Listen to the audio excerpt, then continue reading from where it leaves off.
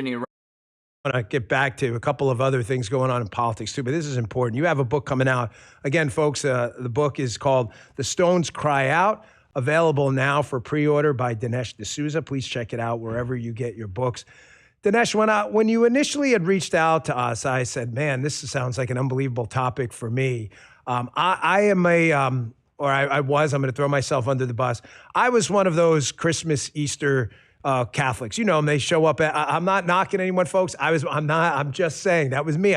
You go to church on Christmas and Easter more because it's a social event than any act of faith. That was me, okay? And then a friend of mine who was a Secret Service agent, and he was older than me, but a very nice guy. He handed me a book by Lee Strobel called The Case for Christ. I've talked about this book often. I taught CCD once. I bought the book for all the young kids. I said, at some point in your life, if you're not going to read this today, keep it and get to it. And the gist of the book is Lee Strobel was a journalist and an atheist who wanted to disprove to a family member that this faith was just a waste of her time. And he wound up becoming not only a convert, but basically, an evangelical for the cause, like was out there speaking about the cause all the time. And one of the things he notes is that people die for their religion all the time, Dinesh, you know that. But nobody dies for a religion they know is fake. The apostles knew Jesus. So the gist of your book is the Bible in general. A lot of people think this is just some fairy tale of fake stories. Your book, you have some actual historical evidence. What's the best case you can make that a lot of this stuff was based on actual history? Yeah, and quite honestly, Dan, the truth of it is the Bible is even taught in churches. Think of Catholic church sermons or think about evangelical sermons. They treat the Bible as a series of morality tales. They will talk about Joseph or King David or the prophet Isaiah, and they talk about it without telling you, like, when did Isaiah live? What century? What was going on at the time? So in other words, the general approach is to ignore the historicity of the Bible. So I went to Israel for the first time at the end of 2022. I was very charmed. I kind of felt like I'm in the land of the Bible. But then I was exposed to this biblical archaeology, and it's been going on for about 150 years, but it's sort of accelerated in the last 25 years. And what we've seen now is just dozens upon dozens of artifacts coming out of the ground that support and confirm the historical truth of the Bible. This is about real people, real places, and real events. And not only the kind of massive figures of the Bible are corroborated, but sometimes tiny details in the Bible. So here's one. We all know about Joseph and his coat of many colors. Joseph was sold into slavery by his brothers. And the Bible happens to drop the price, 20 shekels. Now, interestingly, archaeologists have been able to survey surrounding civilizations in that period of time. We're talking of around 1900 BC. And so we know the price of a slave in Mesopotamia, in Assyria, in the civilizations surrounding Israel. And the price turns out to be, you guessed it, 20 shekels. Now, it's not a fixed price. The price of slaves was less before that and more after that. So there was evidently inflation. But in Joseph's own time, it was precisely 20 shekels. So in the 19th century and later, skeptics would say, oh, the Bible was written hundreds of years later, after the events it purports to describe. They made a bunch of this stuff up. Well, nobody writing centuries later would know the exact price of a slave at the time of Joseph. Archaeology is able to verify that that kind of little detail that the Bible just casually drops happens to be right on. And Dinesh, you're correct. I remember, again, teaching a CCD class with Paula for a couple of years. And, they're younger kids, I get it. But you get a lot of the learning materials. And some of it is quite, cartoonish. It's for kids, I want to be clear. But when you read the Bible as a discerning adult, you realize if they were going to write, say, an Aesop's fable, a fake story, you wouldn't write about the human beings in the story being as fallible as they were. I mean, King David, there's an endless litany of stories of succumbing to temptation. Solomon, all of these big features of the Bible, Abraham himself. I mean, they're not painted out to be anything other than fallible human beings who eventually found a path. So it seems kind of strange if you're going to make up a story that you would make everybody out to be just rather human. You'd make them out like a Superman comic, like, oh my gosh, unless kryptonite, they're immune to it. This is a very profound point. The ancient literatures of almost every civilization are kind of distastefully boastful. They're all about, we're great, we're the greatest, everybody else stinks. The Bible doesn't do that. So you're quite right about that. It's the other thing about it is no other religious text has been archaeologically is even able to be verified. I mean, no one even tries to archaeologically check out the Quran or the Hindu scriptures or the Buddhist scriptures. Only the Bible can withstand and has withstood 150 years of withering skeptical scrutiny. And here's the bombshell of it all. In 150 years, there's not a single, not one, important archaeological finding that contradicts the Bible. When archaeology first started, the skeptics were like, yo, we're going to use this as a battering ram against the Bible. We're going to show the whole thing is myth and legend. They haven't been able to do this. Now, you mentioned King David. Now, true, for a couple of thousand years, if somebody had asked you, all the way up to like 1990, prove the existence. Rumble Studio is the answer to everything. We have a show on the hour, every hour. And we started using Rumble. Of King David outside the Bible. You couldn't do it.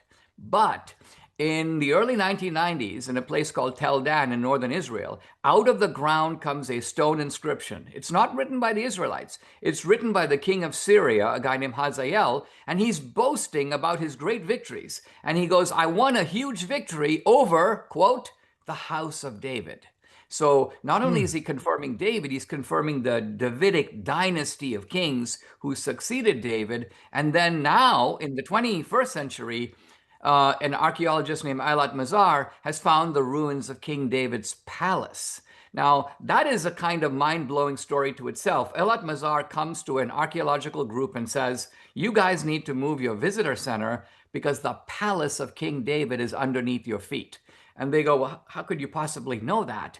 And she goes, well, in the Bible, it says that King David did not build his own palace. He imported labor from Phoenicia, from the Phoenicians. The Phoenicians sent stonemasons and carpenters to build David's palace. And she goes, you know what? A Phoenician artifact, which is called a capital, the top decorated part of a pillar, a Phoenician capital was found in the ground at this very location. So why would the Phoenicians be here? Well, the Bible tells you they were here to build King David's palace. And so the fact that a Phoenician artifact was located here, and so she raises money, they do an archaeological dig, and guess what? Out of the ground, giant pillars, huge walls, the ruins of what clearly isn't some private residence, but what archaeologists call a monumental building dated back to 1000 BC, which is exactly the time that King David lived. So right now, I've walked in it, you can walk in it. The ruins of King David's palace are there for everyone to see.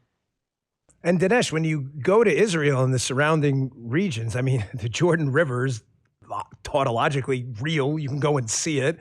The Garden of Gethsemane, like they're actual places. I mean, you could go and see, and I strongly encourage you to do it. And by the way, it has nothing to do with Judaism or Christianity. It's the seat of multiple religions, as you know. As a history lesson alone, even if you're not, you don't subscribe to a particular religion, that's your choice. As a history lesson alone, you'll see these places are real. They existed.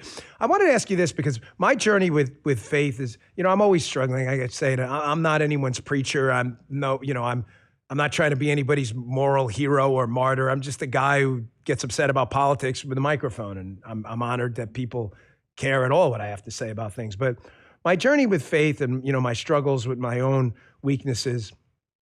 One of the things I did when I started to make this conversion from a Christmas, Easter Catholic to really immersing myself in the faith is I started to listen to the other side too, because I wanted to be able to make an actual argument. God gave me a brain and reason for a reason. So I started to listen to others too, like Hitchens. I know you're familiar with his old work, of course. And one of Hitchens, let me just frame it this way. The most powerful argument, I think, for the existence of Jesus was the argument I made about Lee Strobel's book, that nobody dies for a religion they know to be fake. The apostles knew Jesus. They were killed brutally, hung upside down, beheaded. You would think they would say, right, Dinesh, like, hey, gig's up. Like, I was just kidding. Jesus didn't really, but they didn't. They were like, no, kill me.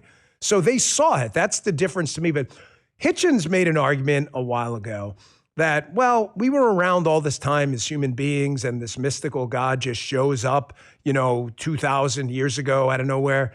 But I think where Hitchens goes wrong or went wrong is there's an assumption built in that you understand, one, the reasons an all-powerful God would do that, and that time, you understand time as God understands time. Like, in other words, time is just some linear longitudinal thing, which is even the physics sometimes dispute something. Like, it just doesn't make sense. It's like maybe there's a reason there you just don't understand, like my dog doesn't understand calculus. There is an aspect here that unites the believer and the unbeliever. And that is the mystery of how God chooses to reveal himself. See, if it were me, if I were the advisor of God, I'd be like, listen, God, why don't you paint your name on the sky? Like, why don't you engrave the 10 Commandments on the moon? And that way, everybody can see it. There'll be no dispute about it. But God, for reasons unknown to you and me, decides, no, I'm actually going to unfold my story through history in a particular place, in a particular time, and within a certain bracket of dates. Notice the Bible, which kind of historically begins with Abraham. That's about 2000 BC. And the Bible comes to an end about 50 AD. So that is its time span. And even its geographical span is kind of limited. It's Israel. It involves some of the surrounding kingdoms like Egypt and Assyria, later Babylon. But that's the scope of the Bible. Now, the incredible thing is that the Bible itself is written in this thunderous language of revelation, right? In the beginning, God created the heavens and the earth. And so the Bible doesn't prove things, it kind of asserts them, it declares them. I think what's fascinating is that in recent times, in recent years and decades, it's like God is now choosing to use a different language. And that's why I use this title for my book, The Stones Cry Out, because stones can't speak, right? But someone is speaking through the stones.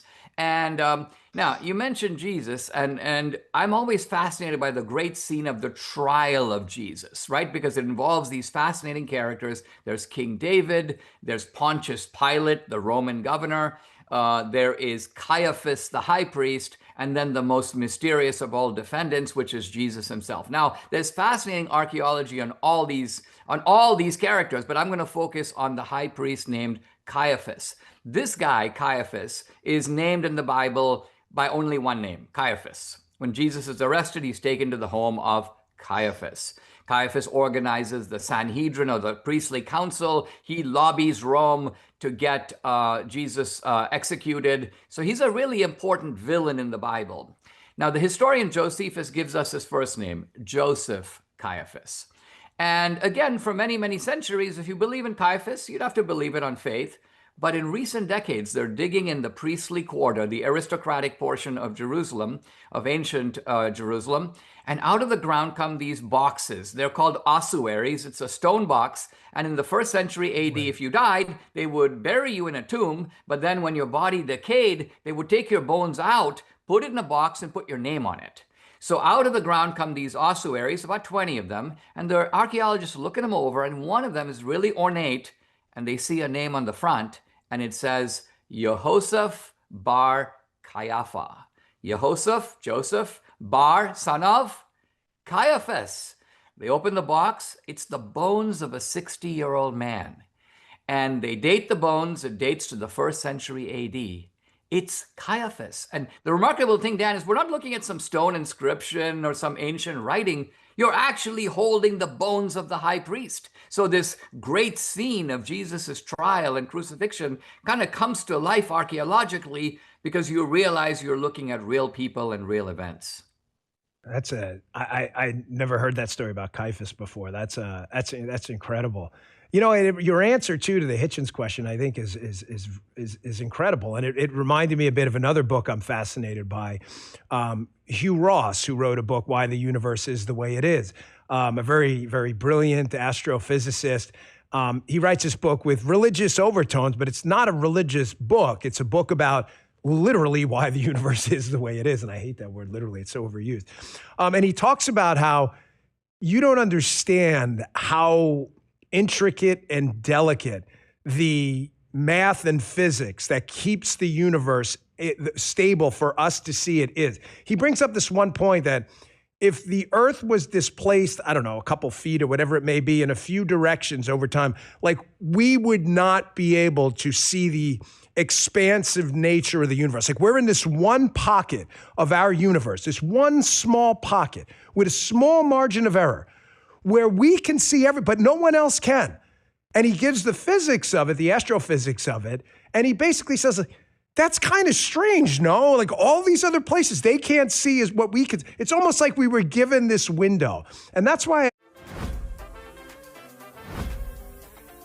Hashtag Rumble Takeover in the chat. I object to arguments like Hitchens' argument that are very simplistic. Like, well, he just showed up late after the dinosaurs and decided to fix things because his timeline was off. Like, you don't even understand how sensitive the timeline chronologically is to enable us to see the universe and all the gifts he gave us. I think the point we're driving at here, Dan, we're both getting at it in slightly different ways, is that skepticism today is kind of on the defensive. It was on the march in earlier decades. But now what's happening is the cumulative evidence is stronger and stronger. And it's stronger in the domain of physics, of biology. If you take, for example, the intricacy of the human cell is like a supercomputer. And remember, the cell doesn't evolve, right? Darwin doesn't say, I'm going to tell you how the cell evolved. Darwin begins with life. And he goes, I'm going to show you how this form of life transformed into that form of life. But he takes life itself for granted. And so now what happens is biologists look at the ingredients of life itself, the DNA, the cell, the molecular machinery of the cell, and it's mind-blowing. You mentioned these facts about the universe, and you're right, Hugh Ross is the man on this topic. Look at the Earth. The Earth is 8 light minutes away from the sun. We kind of have to be where we are. If we're a little closer, we would bake. Right, we burn. Right? If we're a little further, we would freeze. So life has to exist in this narrow band. And the same is true with archaeology. What's happened with archaeology now is that there has been a piling up of evidence, and some of it is tiny detail. I'll give one more example. So in the book of Jeremiah is kind of this doom and gloom prophet, and he's warning the king that bad things are going to happen to him. And the king is really mad. His name is Zedekiah. And he rounds up 2 of his sidekicks, kind of like interns. And they're named in the Bible. One is Jehukal, son of Shelemiah. The other is Gedaliah, son of Pashur. Weird names. And the king goes, you guys go, like, keep an eye on Jeremiah and report back to me. And so these guys do that. They become sort of spies. They follow Jeremiah around. At one point, they throw him into a pit. And I've actually stood in that pit. But they are minor characters in the Bible. They are in a few verses and a couple of chapters, and then they disappear off the stage of biblical history. Now, fast forward 2,500 years. And they're digging in an area of Jerusalem called the Ophel, right near the temple. And out of the ground come these clay seals. Now, the seals are made of clay. They're used to seal correspondence. And the correspondence, of course, has disappeared, but the seals remain. And one of the seals has a name on it, Jehukal, son of Shelemiah. And 2 years later, another seal, Gedaliah, son of Pashur. Now, come on. I mean, the beauty of this is that suddenly these biblical like extras jump into the pages of history via the pathway of archaeology. And the details are so obscure that the archaeologists, sometimes secular guys who find these seals, they don't even know who these people are. They take the seal, they put it somewhere, and then later someone's looking at